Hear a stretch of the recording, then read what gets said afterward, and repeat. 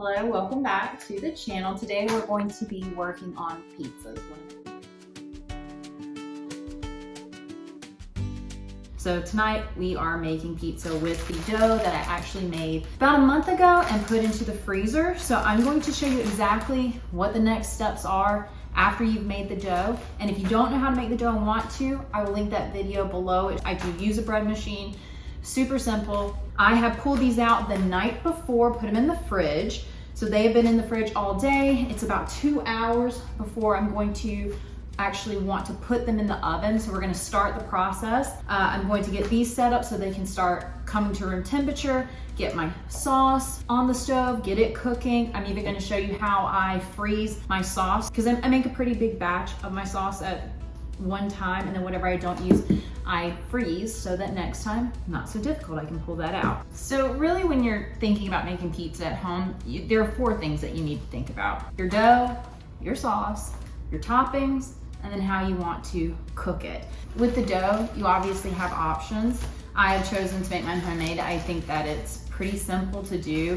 So I just make it and then, like I said, freeze it. Obviously you can buy pre-made dough if you want to do that. That's also super simple, and sometimes that's what you want to do in a pinch. But if you do want to make it yourself, you can do the way that I do it by doing it in the bread machine, or if you haven't wanted to just use a mixer. But since I put this in the fridge, out of the freezer overnight, then what I'm going to do is just go ahead and sit these out so they'll come to room temperature. This is going to be something that really varies based on how you keep your house. I'm doing it about 2 hours before I want to get it into the oven. And this is just so that I know that an easy temperature for me to roll it out. So all I do, when I wrap mine, I have 2 different pieces of plastic saran wrap. And then all I'm going to do is actually put my dough directly on that saran wrap and then keep one to put on top. So I'm just going to get these opened up and get them on the saran wrap so they can start coming, like I said, to room temperature. Now, this step to me is very important. The dough just needs time to thaw, rise, and just kind of get ready for you to work with it. So to me, this step is pretty crucial. Now, if you buy it from a grocery store pre-made, I would assume that this step would be something that you would still need to do. However, you can just follow the directions. In the meantime, I am going to get my sauce on the stove and cooking. And those 2 things you can kind of do ahead of time. Okay, so I'm just going to cover this and let it sit, like I said, for about 2 hours. So while this is doing its magic, the other things you want to think about, like I said, are your sauce and your toppings and how you're going to cook it. Now, how you're going to cook it, there are several different ways. If you have a designated pizza oven and you're one of those lucky people, go for it. You know what you're doing already. I do not have that, so I use my oven. I'm not a big fan of getting the oven to extremely high temperatures. So really, you just need to get it as hot as you feel comfortable putting your oven. For me, my parents' newer oven, I'm going to set at 500, and I'll show you the stones. I do use a pizza stone, and like I said, I like to have that preheated for an hour to get those stones really good and hot. And then the oven she's a little bit older. I'm only gonna do her to 475. Now, some people can do pizzas on the grill outside. You can have a stone. My grill at my house has a pizza stone that you can put on it. These are the stones that we use in our house. This is going to be the one we put in the small oven. It's just a round pizza stone. And then for the bigger oven, my mom has a big rectangle stone. Now, the third thing that you wanna think about is your sauce. I personally like a pretty thick pizza sauce. Now you can put it on there thin, you can water it down. My mom likes a real thin layer of sauce. But for me, I personally like a pretty thick sauce on my pizza. I'm just going to cut up 2 cloves of garlic, and you can always put onion if you want into your sauce. I actually use onion powder in my pizza sauce because I don't like it chunky. So it's up to you. You know, you have some wiggle room as far as what you want to actually put in your sauce. But I am going to just chop up some garlic. I'm going to turn this on low for this oven. Put a little bit of olive oil. This thing's so neat. My mom got me one. I haven't been able to use it. She got it for me for Christmas, but she has one. It's just a spray, or you can pour it. but it's pretty cool. So I've been trying to use it. I need to get mine set up at my house. Get my garlic in there, and you're just gonna cook it until it's a little bit fragrant. I'm not trying to brown or burn this garlic. So maybe just cook it about 30 seconds to a minute once you start hearing it make that sizzle. And you could add onions at this point if that's what you wanted to do. This has been simmering for about 30 seconds. And now I'm going to add 2 16-ounce jars of tomato sauce, tomato puree. If you want it chunky, you can do the chunkier tomato. It's completely up to you. And then I'm going to add 1 6-ounce can of tomato paste. I'm gonna make sure I get everything out of these jars. My mom is the canner in this family, and she works really hard to can all this stuff for us as a family, so I wanna make sure I use every drop. And you can kind of see how thick my sauce is. And I usually, when I make it at my house, I use the canned tomato puree from Costco, the organic, and it still is about this thick, so. Okay, so now for the seasoning, and this is kind of like my baked spaghetti. I usually just eyeball this. I'm going to figure out the measurements so I can put them below. This is just onion powder. I think I'm going to try half of a tablespoon of the onion powder, because honestly, you can always add more. You cannot take spices away. So half a tablespoon of onion powder. I do go pretty heavy on the Italian seasoning for this. I just like my sauce for my pizzas to have a real strong Italian seasoning flavor. So I'm gonna go ahead and do a full tablespoon. And then I actually add some red pepper flakes just to give my sauce a little bit of a kick. I'm just going to add 1/4 to 1/8 of a teaspoon of red pepper flakes. This is completely optional. If you like it spicy, do it spicy. If you don't love spice, just don't even put this in there. But for me, I feel like a little bit goes a long way. Yeah, I think I'm gonna go ahead and do a little bit under 1/2 of a teaspoon of red pepper flakes. It's so hard to do the measurements when like you are just used to eyeballing it and just tasting it and editing as you go. All right, so the next thing is going to be 1/2 of a teaspoon of salt and a generous amount of black pepper.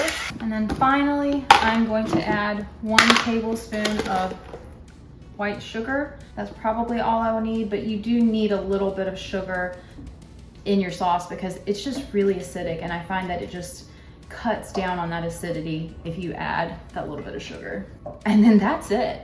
All we're gonna do is let this cook down, taste it, make sure we don't add anything, and then your pizza sauce is ready to go. And I will say, this makes an excellent marinara, and it makes a really good dipping sauce if you make your own breadsticks or garlic bread. Okay, I did switch eyes because that eye was getting way too hot, so we're over here now. I did taste it, and I think we need just another 1/4 of a teaspoon of salt. So we are at 3/4 of a teaspoon of salt, and then a little bit more pepper. And then that should be perfect. Oh yeah. That is perfect. Okay, so I'm just going to cover this and let this cook on low for about 20 minutes, and then I'm going to come and cut it off and just let it sit until we get ready to use it, and I'll rewarm it. Make sure you are stirring it occasionally so it doesn't burn to the bottom. Now, if your stove is like my parents' and it is just really, really hot and it just stays really, really hot, you can keep turning it off and just letting it sit, and maybe turning it back on for about 5 minutes and then turning it off. I know that's a lot to deal with. Not every stove's like this. Their stove just gets really, really hot. So I just don't want it to burn. So that's what I'm going to do. I'm about an hour out from cooking, so I'm going to go ahead and get this heating to 500. And like I said, this little bit older of an oven, we're going to only go to 475. And we do have the stones in there because you want the stones to heat up with the oven.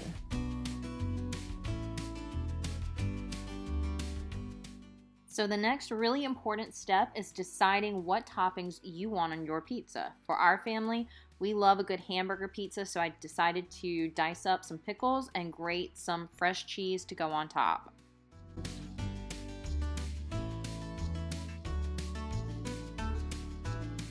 Okay, so the next thing that you want to think about are your toppings, and we're going to do a couple different ones. We have some hamburger meat that I pulled out of the freezer. That's why it looks like this. I'm just going to heat it up. Some diced up pickles, some bacon, cheese, and mustard that I'm going to add to my sauce to make like a hamburger sauce. The next one is just classic pepperoni mozzarella. Probably throw a little bit of the shredded cheddar in there. Just pepperoni cheese pizza. And then this one, I kind of just made up. We had some leftover chicken, like with Greek with Greek seasoning on it, some feta, and then this blood orange marmalade and some honey. So I think I'm gonna put a little bit of that on the pizza, throw some chicken and feta, and then drizzle it with honey. Maybe some olive oil. We'll just see how this turns out. Maybe a bust, it may be the best thing ever. Now you do not have to have all of these toppings. We actually already had a lot of this from the other night. Like I said, this was out of the freezer. We had 2 leftover pickles, so it was like the perfect amount. Bacon we cooked the other night with a meal, so we just had that. You know, shredded our cheese really quickly. And then last night's meal was the Greek style dinner. So we just took some of the leftovers, and that's what we're using for our toppings. But you do want to make sure you plan out your toppings for your pizza, so you know what all you need and what kind of pizzas you want to make. I also wanted to go ahead and check on our dough. It is coming to room temperature. They feel pretty good. I think they're going to be perfectly ready and at room temperature. You can even see that one's starting to rise a little bit. So I think as these come up to room temperature, they're going to rise a little bit more, and it'll be perfect timing. Now, there are a couple things that you're going to want when you are thinking about making pizza. One is some type of pizza cutting device. You can have the roll one. We got this one from my mom off of Amazon, and it's really, really nice. So some type of pizza cutter. You can use a knife, absolutely. So don't run out and pay a bunch of money for one if you have a good knife. But if you do want a pizza cutter, it's obviously something good to have. Also, you are going to want some type of pizza peel. They have metal ones. These are the wood ones. I've heard that the metal ones don't stick as badly. I haven't used one. Both of mine at my house are wood. If I did it again, I probably would get a metal one. It just seems like they're easier. But ours are wood, and you do want some type of pizza peel. The other thing, semolina. Semolina flour is actually milled from durum wheat. But as you can see, it's just kind of coarse. I mean, it's not super coarse, but it's just more coarse than regular flour. Anyway, that's what you're going to put on the end of your pizza peel so that the dough will just kind of come off.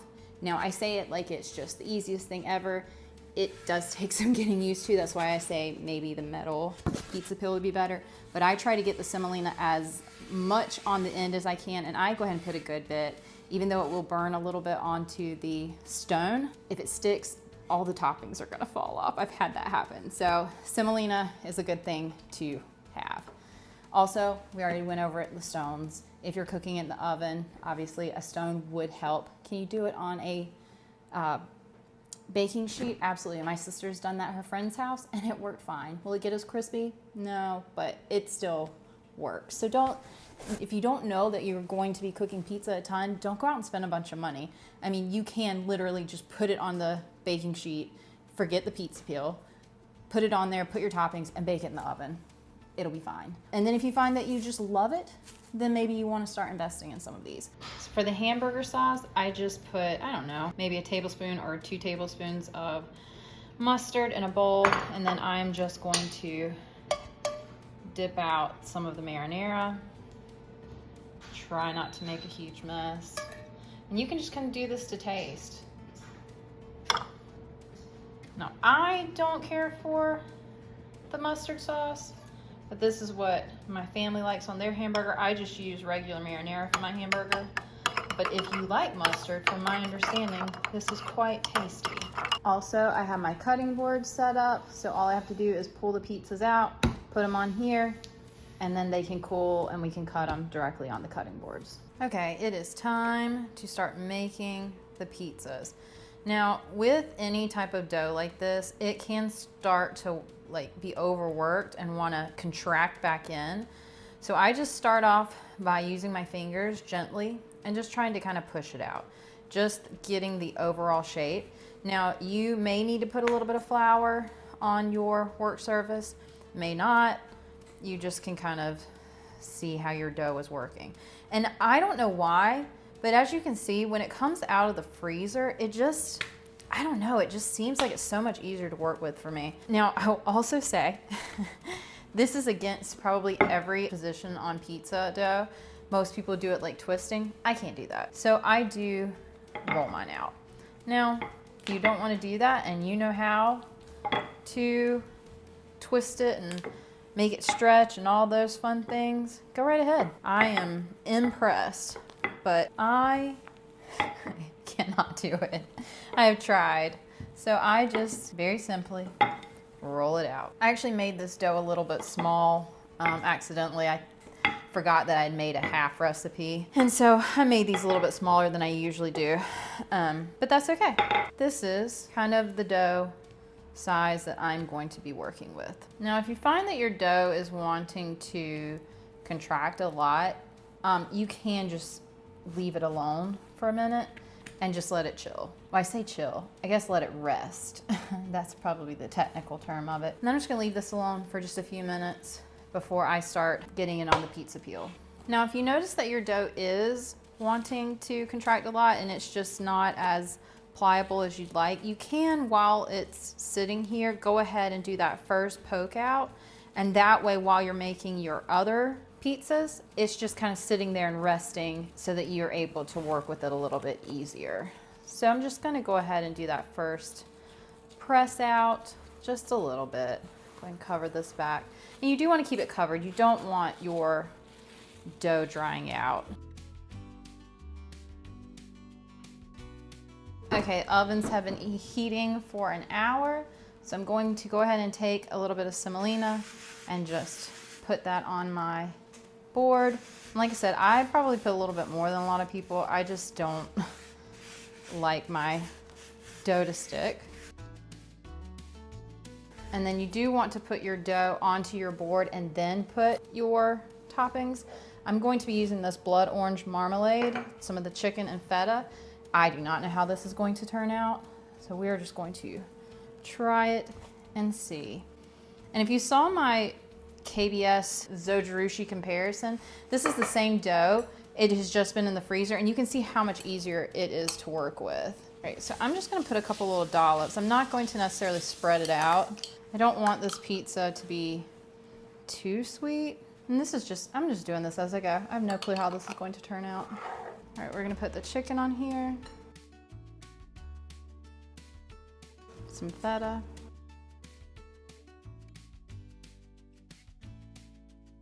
And some of it may come off. I'm hoping that the semolina is good, but you're just going to put your board onto the rack, and some of it's falling off. My mom just told me to burp it. It feels slidey. Yeah, it's fine. Okay, let's try this again. Okay, 1, 2, 3. There we go. Yay. All right, so I'm just going to go ahead, stretch this out a little bit. It's okay if it sticks, just fix it.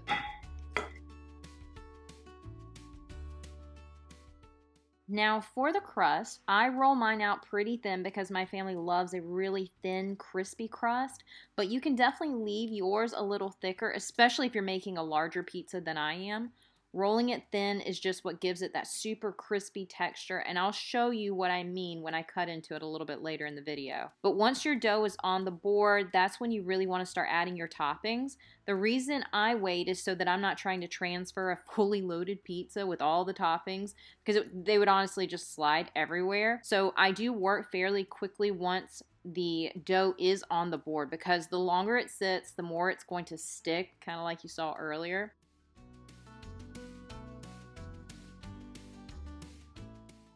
Please don't touch your pizza stone like I do. I've been doing this for a while now and my fingers aren't quite as sensitive anymore. But you might lose a couple toppings like you saw when you slide it in. It's totally normal. It's just kind of a part of the process. Now for baking, I start with 10 minutes and then check the bottom to see if it's a golden brown. If it needs more time, I'll add a minute or two. I just pay attention to how brown the bottom and the top is getting. Once it is a nice golden brown, crispy, and the top doesn't look like it's overcooking, then I will pull it out and start putting my next pizza in. And I will link the dough recipe and the full dough video below so you can see exactly what I did to make it. But as for the final pizza, it turned out so good. This is actually my mom's favorite dough. It's light, it's crispy. It's honestly my favorite bread machine adaptation so far. But once you pull them out of the oven, you are going to want to let them sit for just a few minutes to cool down and add any toppings that you didn't bake on top, like the pickles. So this is some of my dad's honey. We're just going to drizzle it on top of this pizza. Okay, let's see if this has a good crunch. I'd say so. Oh.